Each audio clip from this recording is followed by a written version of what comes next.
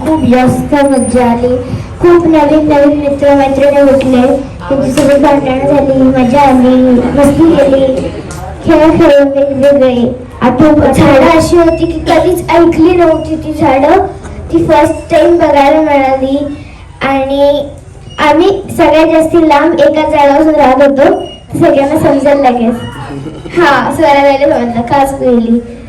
मग त्याच्यावर उपाय शेण लावायचा अंगाला, हे सगळं ऐकून विचित्र वाटायचं म्हणून मी लांब राहायचं.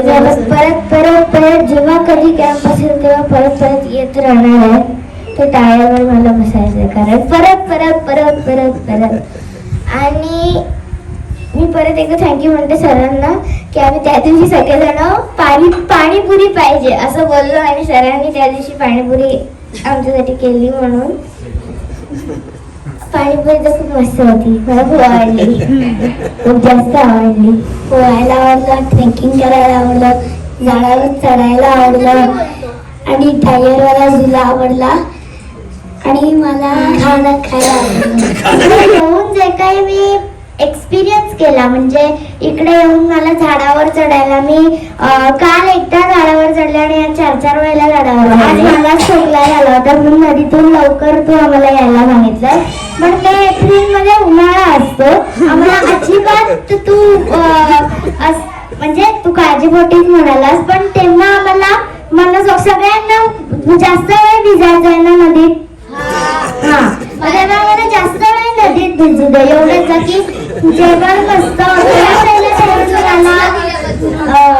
झोका माझ्या बरोबर आम्ही डबल डेकर झोका खेळलो आणि माझ्या बरोबर तिने मला झाडावर चढायचंय असं म्हटलं की सपसप माझ्या बरोबर येत होती. त्यासाठी थँक्यू. आणि कुठे खाच असेल तर तिथे तिने मला शिकवलं की कसं यायचं खाली, त्यासाठी थँक्यू. आणि सगळ्यांना थँक्यू. हा पहिला कॅम्प आहे.